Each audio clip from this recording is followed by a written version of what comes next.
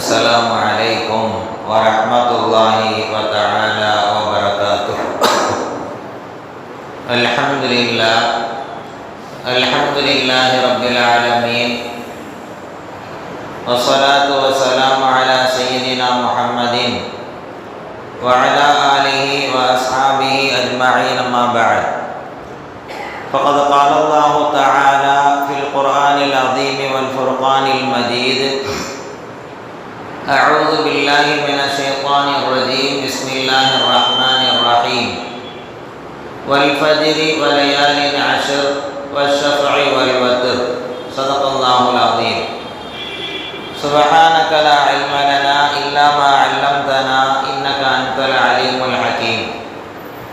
رب اشرح لي صدري ويسر لي أمري واحلل عقدة من لساني يفقه قولي. اللهم صل على محمد طب القلوب ودوائها وعافية الأبدان وشفائها ونور الأبصار وضيائها وعلى آله وصحبه وسلم. அளவற்ற அருளாளனும் நிகரற்ற அன்பாளனுமான எல்லாம் வல்ல அல்லாஹ்வின் திருப்பெயரால் வார்த்தைகளை தொடர்கிறேன். எல்லா புகழும் புகழ்ச்சியும் அல்லாஹ் ஒருவனுக்கே உரித்தாகட்டுமாக. ஸலாத்தும் ஸலாமும் நாயகம் முஹம்மது ரசூலுல்லாஹ் ஸல்லல்லாஹு அலைஹி வஸல்லம் அவர்கள் மீதும், அவர்கள் வாழ்வை அப்படியே பின்பற்றி நடந்த சத்திய சஹாபாக்கள், தாபியீன்கள், தபஅ தாபியீன்கள், நல்லோர்கள், நாதாக்கள் இங்கே குழுமி இருக்கின்ற நம் அனைவர் மீதும் என்றும் உண்டாகட்டுமாக. ஆமீன். சங்கைக்குரிய அல்லாஹ் நல்லடியார்களே, அல்லாஹ்வினுடைய மகத்தான பேரருளால் பாக்கியம் நிறைந்திருக்கின்ற ஒரு மாதத்தை எதிர்நோக்கி நாம் எல்லாம் இருக்கிறோம். எல்லாம் வல்ல அல்லாஹ் ஜல்ல ஷானஹு தஆலா நபிகள் நாயகம் ரசூலுல்லாஹி ஸல்லல்லாஹு அலைஹி வஸல்லம் அவர்கள் மூலமாக நாம் எதிர்நோக்கி இருக்கின்ற துல்ஹஜ் மாதத்தினுடைய சிறப்புகளை குறித்து பல்வேறு செய்திகளை நமக்கு சொல்லித் தருகிறார்கள். மனித வாழ்க்கையை பண்படுத்துவதற்காக அல்லாஹ் ஜல்ல ஷானஹு தஆலா நபிகள் நாயகம் ஸல்லல்லாஹு அலைஹி வஸல்லம் அவர்கள் மூலமாக பல செய்திகளை நமக்கு சொல்லித் தந்திருக்கிறார். மனிதனை பொறுத்தவரை நன்மை செய்யவும் தீமை செய்யவும் என்று இரண்டு அமைப்புகளில் படைக்கப்பட்டிருப்பதால், இவன் தீமை செய்யக்கூடிய நேரத்தில் அந்த தீமைகளை நன்மையாக மாற்றுவதற்குண்டான வழிவகைகளை அல்லாஹ் ஜல்ல ஷானஹு தஆலா ரசூலுல்லாஹி ஸல்லல்லாஹு அலைஹி வஸல்லம் அவர்கள் மூலமாக கற்றுத் தருகிறார். மனிதனை பொறுத்தவரை ஏதாவது ஒரு விஷயத்தை சொல்லி அவனை ஆர்வப்படுத்த வேண்டும். தடுமாறுகின்ற நேரத்தில் அவனுடைய தடுமாற்றத்தை மாற்றி அமைத்து, இதுபோன்று நீங்கள் செய்வதால் இன்னென்ன பலன்கள் இருக்கிறது என்பதை சொல்லிக் கொடுக்கிற போது அதை புரிந்து கொள்ளுகின்ற மனிதன் சரியான முறையில் தன்னுடைய வாழ்க்கையை அமைத்துக் கொள்வதற்குண்டான நல்ல வாய்ப்பு அவனுக்கு கிடைத்து விடுகிறது. அதனால்தான் நபிகள் நாயகம் ரசூலுல்லாஹி ஸல்லல்லாஹு அலைஹி வஸல்லம் அவர்கள் இந்த சமூகத்தில் அவன் எப்படியெல்லாம் இந்த மாதத்தை கழிக்க வேண்டும் என்பதற்குண்டான நன்மைகளை குறித்து நமக்கு சொல்லித் தருகிறார்கள். துல்ஹஜினுடைய முதல் 10 நாட்கள் மிகவும் சிறப்பிற்குரியவை என்று சொல்லித் தருகிறார்கள். ரசூலுல்லாஹி ஸல்லல்லாஹு அலைஹி வஸல்லம் அவர்கள் சொல்லித் தருகின்ற இந்த வாரத்தை மாமின் ஐயாமின் அல் அமலு சாலிஹு அஹப்பு இலல்லாஹி ஃபீஹின்ன மின் ஹாதிஹில் ஐயாம். அல்லாஹ்விற்கு விருப்பமான முறையில் சில நாட்கள் இருக்கின்றன. அந்த நாட்களில் நல்லமல் செய்வது அல்லாஹ்விற்கு விருப்பம் என்று நபிகள் நாயகம் ரசூலுல்லாஹி ஸல்லல்லாஹு அலைஹி வஸல்லம் அவர்கள் சொல்லித் தருகிறார்கள். அல்லாஹ் ஜல்ல ஷானஹு தஆலா குர்ஆனிலே சில விஷயங்களை சத்தியமிட்டு சொல்லித் தருகிறான். வல் ஃபஜ்ரி வலயாலின் அஷர் வஷ்ஷஃபஇ வல் வத்ர்.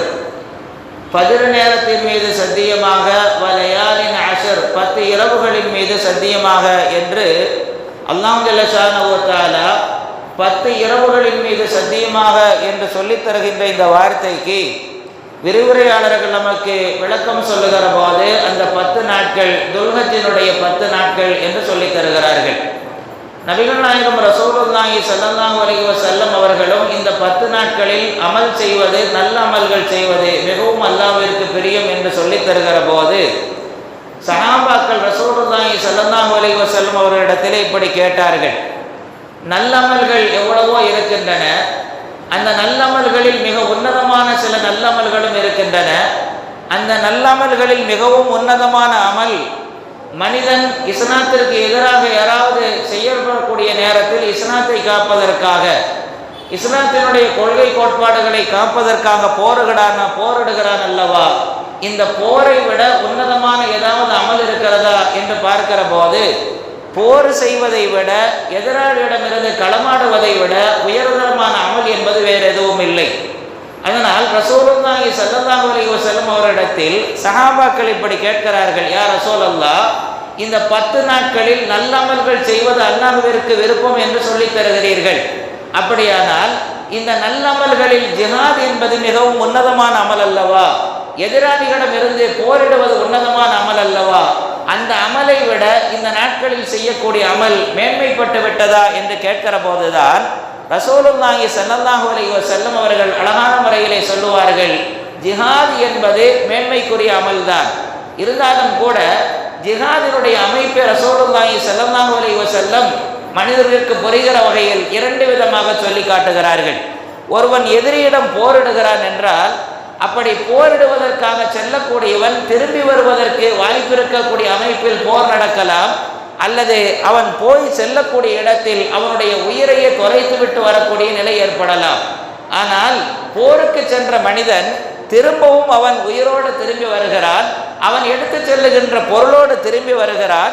இப்படி திரும்பி வரக்கூடிய இந்த ஜிஹாதை விட ஒரு மனிதன் போருக்கு சென்றான், அவன் ஏற்பாடுகளை எல்லாம் ஏற்பாடுகளை எல்லாம் செய்து போரிலே கலந்து விட்டு திரும்ப வராமல் ஷஹீதாகிறான் அல்லவா, இந்த ஷஹீதாகக்கூடிய இந்த நிலைக்கும் இந்த நாட்களில் அமல் செய்யக்கூடிய இந்த நிலையும் ஒப்பிட்டு பார்க்கிற போது ஜிஹாதிலே கலந்து கொண்டு உயிரை போக்கிக் கொண்டவன், ஷஹீதனுடைய அந்தஸ்துக்கு உரியவன், இந்த இருவரையும் ஒப்பிட்டு பார்க்கிற போது ஷஹீதானவன் மிகவும் உயர்ந்தவனாக இருக்கிறான். ஆனால் உயிரோடு திரும்பி வருகிறான் அல்லவா, இவனுக்கும் சாதாரணமாக இந்த 10 நாட்களிலே அமல் செய்யக்கூடியவன் இந்த இருவரையும் ஒப்பிட்டு பார்க்கிற போது போரிலே கலந்து கொண்டு திரும்ப உயிரோடு வருபவனை விட இந்த நாட்களில் அமல் செய்யக்கூடியது மிகவும் உன்னதமானது என்று அருமை நாயகம் ரசூலுல்லாஹி ஸல்லல்லாஹு அலைஹி வஸல்லம் அவர்கள் விளக்கம் சொல்லித் தருவார்கள்.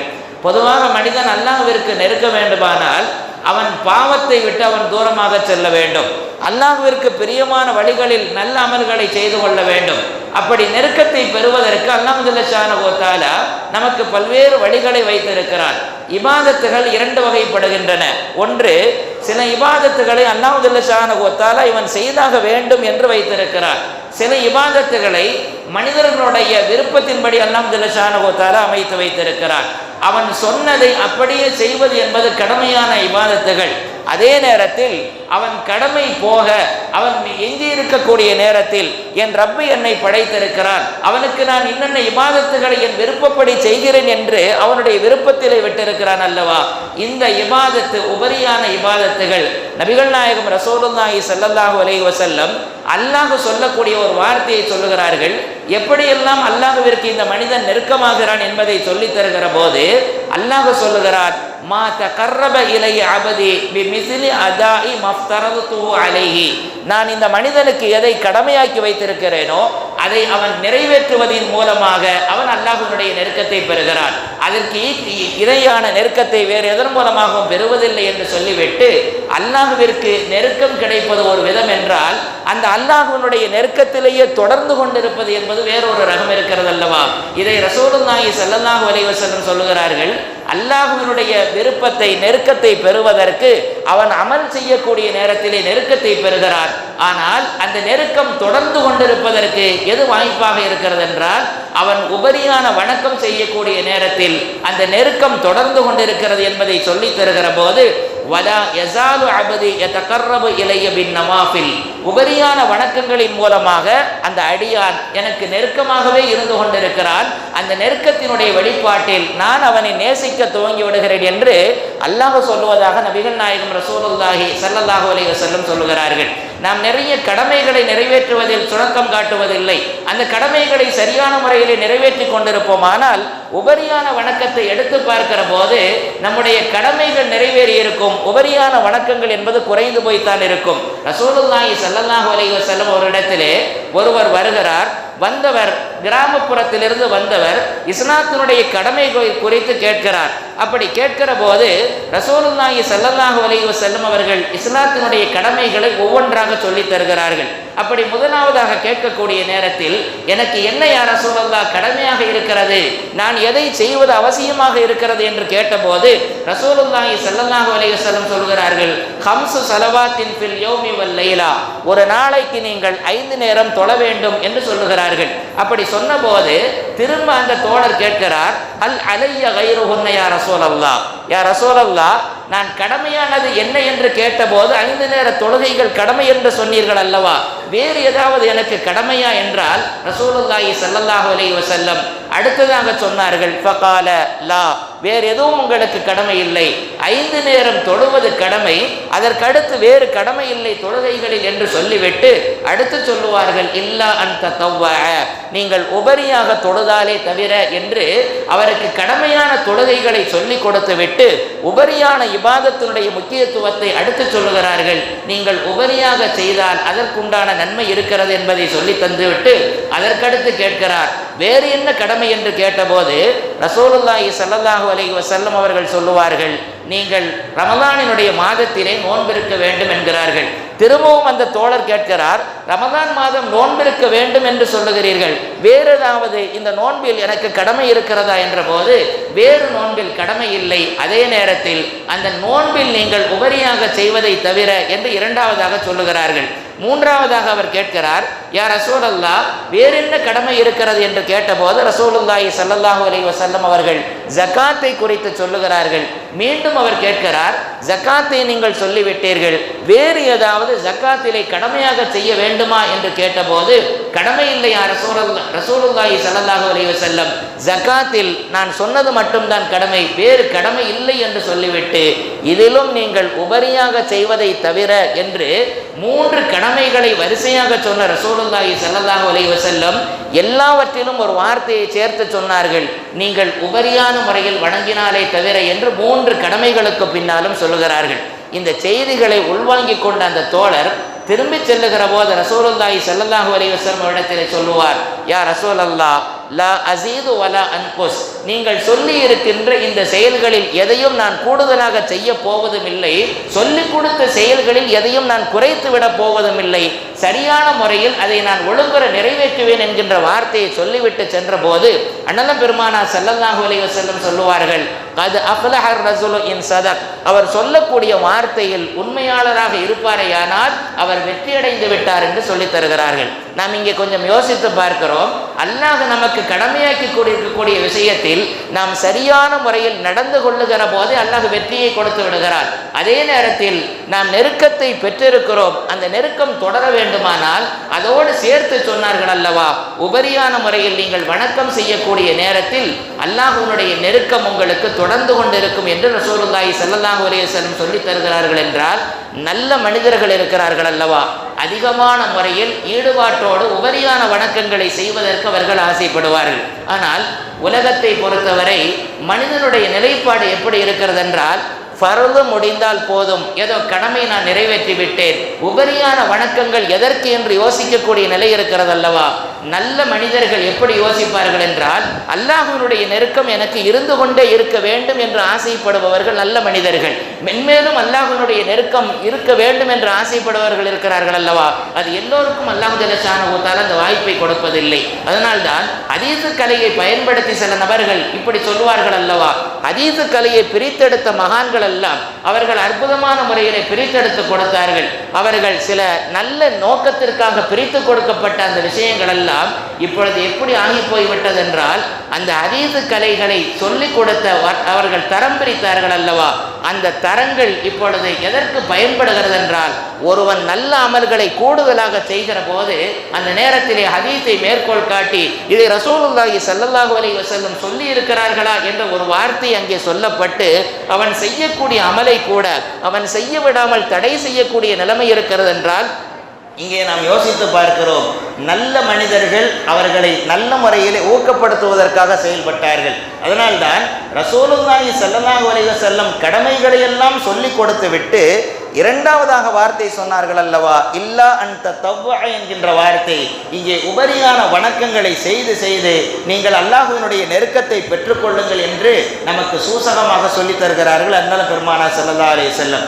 நாம் நிறைய அமல்களில் சாதாரணமாக நாம் செய்யக்கூடிய சில அமல்கள் இருக்கிறது அல்லவா, அந்த அமல்களை கவனக்குறைவாக நாம் விட்டு செல்வோம். அதில் கூட ரசூலுல்லாஹி ஸல்லல்லாஹு அலைஹி வஸல்லம் மிக அற்புதமான பலன் இருக்கிறது என்கிறார்கள். அதனால்தான் இப்படி சொன்னார்கள், ஒரு நாளைக்கு யார் 12 ரக்காத்துகள் தொழுகிறார்களோ, அப்படி 12 ரக்காத்து தொழக்கூடியவர்களுக்கு ஒரு பாக்கியத்தை சொல்லுகிறார்கள்.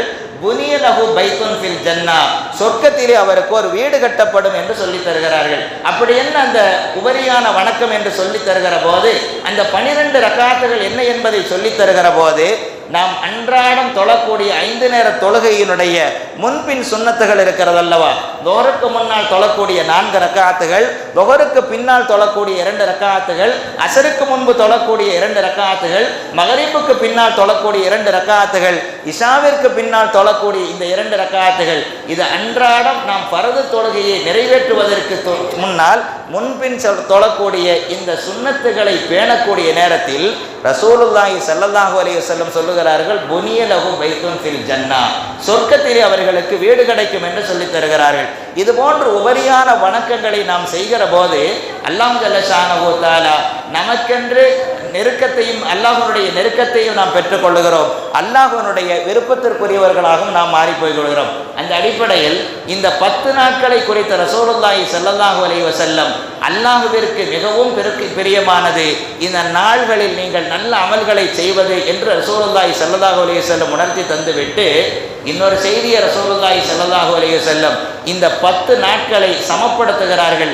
இது எந்த அளவிற்கு சிறப்பிற்குரிய நாள் என்றால், இந்த 10 நாட்களில் 9 நாட்கள் யார் இந்த 10 நாட்களில் இரவு நேரங்களிலே நின்று வணங்கக்கூடிய அந்த வணக்கமும் பகல் நேரங்களிலே நோன்பிருக்கக்கூடிய அந்த நோன்பையும் சொன்னார்கள். ஒரு நாள் நீங்கள் அதிலே பயன்படுத்தக்கூடிய நேரத்தில் ஓராண்டு செய்யக்கூடிய பலன்கள் இந்த 10 நாட்களிலே கிடைக்கிறது, 10 இரவுகளிலே கிடைக்கிறது என்று ரசூலுல்லாஹி ஸல்லல்லாஹு அலைஹி வஸல்லம் மிக அழகான முறையிலே சொல்லி காட்டினார்கள். அதனுடைய அடிப்படையில் தான் அரஃபாவுடைய நோன்பை குறித்து சொல்லி தருகிற போது மிக அழகாக சொல்லுவார்கள், யார் அரஃபாவுடைய நோன்பை நோக்கிறார்களோ அவர்கள் 2 வருட பாவத்திற்கு அது பரிகாரமாக மாறி போய் விடுகிறது என்று சொல்லுகிறார்கள். ஒன்று, அவன் இருக்கக்கூடிய அந்த வருடத்தினுடைய சிறுபாவங்கள் அங்கே மன்னிக்கப்படுகிறது. அதே போல வரக்கூடிய ஆண்டில் ஏற்படக்கூடிய சின்ன சின்ன பாவங்கள் இருக்கும் அல்லவா, அந்த பாவம் மன்னிக்கப்படுகிறது என்று சொல்லி தருகிற போது இங்கே ஹதீஸுகளை ஆய்வாளர்கள் அழகாக சொல்லுவார்கள். ஒன்று, அவன் பாவம் செய்தால் அந்த பாவத்திற்குண்டான மன்னிப்பு இந்த அரஃபாவுடைய நோன்பின் வழியாக அவனுக்கு கிடைக்கலாம், அல்லது அல்லாஹ் ஜல்ல ஷானஹு தஆலா இப்படி ஒரு பாதுகாப்பை கொடுக்கலாம்.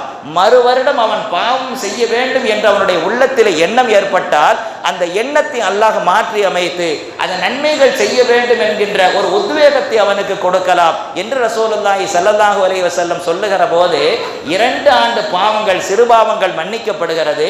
ஒன்று செய்திருக்கக்கூடிய பாவம் அல்லது வரும் வருடத்தில் அவன் செய்யக்கூடிய நேரத்தில் மன்னிக்கப்படலாம், அல்லது அவன் பாவமே செய்யாமல் பாதுகாக்கப்படலாம் என்று அருமை நாயகம் ரசூலுல்லாஹி ஸல்லல்லாஹு அலைஹி வஸல்லம் இந்த துல்ஹஜ் மாதத்தில் 9வது நாள் நோன்பினை குறித்து சொல்லுவார்கள்.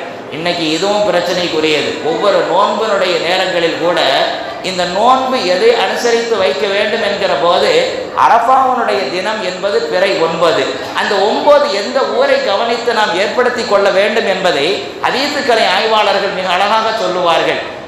ஹதீஸுக்கலை ஆய்வாளர்களிடத்தில் ஒரு கருத்து வேற்றுமை உண்டு.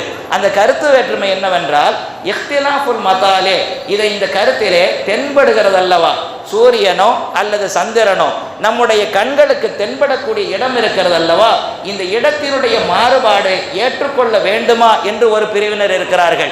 இன்னொரு பிரிவு இருக்கிறார்கள் மாறுபாட்டை கவனிக்க தேவை என்று இல்லை என்று இன்னொரு கருத்தில் இருக்கிறார்கள். இந்த இரண்டு கருத்துக்களில் மாறுபாட்டை கவனித்துத்தான் ஆக வேண்டும் என்று இருக்கிறார்கள் அல்லவா, இவர்களுடைய கருத்துக்கள் தான் அதிகமான மக்கள் எடுத்திருக்கிறார்கள் ஆய்வாளர்கள்.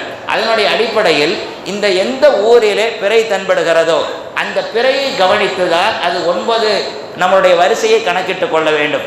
இந்த ஊரில் முதல்ல பார்க்கிறோம் என்றால் இந்த ஊரில் என்றைக்கு பிறை ஒன்றை பார்த்தோமோ அதனுடைய அடிப்படையில் 9 என்றைக்கு வருகிறதோ அன்றுதான் அது அரஃபாவுடைய தினமாக கணிக்கப்பட வேண்டும். அதே நேரத்தில் வேறொரு ஊரில் அவன் பிறை பார்த்திருக்கிறார்கள். அப்படி அவர் பார்த்திருக்கிற போது அந்த ஊருக்கு அவர் பிறை பார்த்த துவக்கத்திலிருந்து அவருக்கு எப்பொழுது பிறை 9ஆக வருகிறதோ அப்பொழுதுதான் அது பிறை 9 என்று அது அரஃபாவுடைய தினமாக கணிக்கப்பட வேண்டும். அதே நேரத்தில் மக்காவிலே பார்த்திருப்பதை வைத்து இந்தியாவிலே அதை 9 என்று கணக்கிடுவதோ அல்லது இந்தியாவிலே பார்த்திருக்கக்கூடிய பிறையை வைத்து மற்ற நாடுகளிலே பார்ப்பதோ என்பது ரசூலுல்லாஹி ஸல்லல்லாஹு அலைஹி வஸல்லம் சொல்லிக் கொடுத்த அந்த ஹதீஸினுடைய ஆய்விலே சொல்லுகின்ற போது இடங்கள் தென்படக்கூடிய இடங்கள் மாறுபடக்கூடிய நேரத்தில் எந்த ஊரிலே பிறை தென்படுகிறதோ அதை வைத்துதான் அனுசரித்து நடக்க வேண்டும் என்று சொல்லித் தருவார்கள். சாதாரணமாக நமக்கு அண்டை மாநிலமாக இருக்கக்கூடிய கேரளா இருக்கிறது அல்லவா, அப்படி கேரளாவில் ஒருவர் என்ன செய்கிறார், 30 நாளையும் அவர் நோன்பு இருந்து விட்டு வருகிறார். இங்கே வரக்கூடிய நேரத்தில் ஒன்று அங்கே 30வது நோன்பை முடித்து விட்டார். ஊருக்குள் வரக்கூடிய நேரத்தில் இங்கே சஹரினுடைய நேரம் என்றால் அவர் நான் 30 நோன்பை முடிச்சாச்ச நாம் ஏன் இங்கே சஹர் செய்யணும் என்று இல்லாமல் எந்த ஊரிலே அவர் வந்திருக்கிறாரோ அந்த ஊரில் நோன்பு இருக்கிறார்கள் என்றால் அந்த நாளை பயன்படுத்தி அவர் நோன்பு இருப்பதற்கு கடமைப்பட்டிருக்கிறார். அதே நேரத்தில் இங்கிருந்து ஒருவர் கேரளாவிற்கு போன நேரத்தில் அங்கே பெருநாள் கொண்டாடுகிறார்கள் என்றால் அந்த ஊரை அனுசரித்து அவர் பெருநாள் கொண்டாடுவதற்கு கடமைப்பட்டிருக்கிறார். ஏனென்றால் எந்த ஊரிலே நாம் வசிக்கிறோமோ அதை அனுசரித்து தான் செல்ல வேண்டுமே ஒழிய வேறொரு ஊரை கவனித்து நடைமுறைக்கு கொண்டு வருவது கூடாது என்று மிக பெரும் அறிஞர்கள் அதிகமான அறிஞர்கள் சொல்லித் தருகிறார்கள். அதனுடைய அடிப்படையில் இந்த அரஃபாவுடைய நோன்பை நோக்கக்கூடிய நேரத்தில் அல்லாஹ் ஜல்ல ஷானஹு தஆலா நபிகள் நாயகம் ஸல்லல்லாஹு அலைஹி வஸல்லம் அவர்களின் மூலமாக சொல்லித் தருகிறார் 2 பாக்கியங்கள். ஒன்று, நாம் இருக்கக்கூடிய நேரத்தில் செய்திருக்கக்கூடிய பாவங்கள், அதே போல வரக்கூடிய நாட்கள் வரக்கூடிய பாவங்கள் சிறுபாவங்கள் மன்னிக்கப்படுகிறது என்று சொல்லி தந்துவிட்டு அதற்கடுத்து சொல்லுவார்கள், யார் துல்ஹஜ் மாதத்தினுடைய பிறையை பார்த்து விட்டார்களோ அவர்களுக்கென்று சில பேணுதல்கள் இருக்கின்றன. ஒன்று, அவர்கள் நகம் வெட்டுவதோ அல்லது அவருடைய உடலில் இருக்கக்கூடிய ரோமங்களை அகற்றிக் கொள்வதோ. பிறை 1 முதல் 10 வரை அதை செய்ய வேண்டாம். யார் குர்பானி கொடுப்பதற்கு முடிவெடுத்திருக்கிறார்களோ அந்த குர்பானி என்கின்ற அற்புதமான அமலை நிறைவேற்றுகின்ற வரை இதை செய்ய வேண்டாம். காரணம், இங்கே ஹஜ்ஜினுடைய ஹாஜிகள் பல்வேறு விதமான கோலங்களில் அவர்கள் கோலம் மாறி ரப்பிடத்திலே தன்னுடைய அடிமைத்தனத்தை வெளிப்படுத்துவதற்காக அங்கே போயிருக்கிறார்கள் அல்லவா, அதனுடைய ஒரு சின்ன வெளிப்பாட்டை நாமும் கடைபிடிக்கின்ற அடிப்படையில் அவர்கள் எப்படி நகத்தை எடுத்துக் கொள்வதில்லையோ இஹ்ராமினுடைய நேரத்தில் அவர்கள் எப்படி முடிகளை களைந்து கொள்வதில்லையோ அதே போன்று நாமும் அதை கடைபிடித்து நல்ல அமல்களை செய்வதற்குண்டான ஒரு வழியே இந்த 10 நாட்கள் இருக்கும் என்பதை ரசூலுல்லாஹி ஸல்லல்லாஹு அலைஹி வஸல்லம் அவர்கள் நமக்கு தெளிவுபடுத்தி தருகிறார்கள். எல்லாம் அல்ல அல்லாஹ் ஜல்ல ஷானஹு தஆலா என்னென்ன நல்ல அமல்களை நமக்கு ரசூலுல்லாஹி ஸல்லல்லாஹு அலைஹி வஸல்லம் அவர்கள் செய்ய வேண்டும் என்று ஆர்வப்படுத்தினார்களோ அதை செய்யக்கூடிய நற்பேற்றினை அல்லாஹ் ஜல்ல ஷானஹு தஆலா நம் அத்தனை பேருக்கும் தந்தருள் புரிவானாக. வாஹிரு தாவானா அல்ஹம்துலில்லாஹி ரப்பில் ஆலமீன். அஸ்ஸலாமு அலைக்கும் வரஹ்மத்துல்லாஹி வபரகாத்துஹு.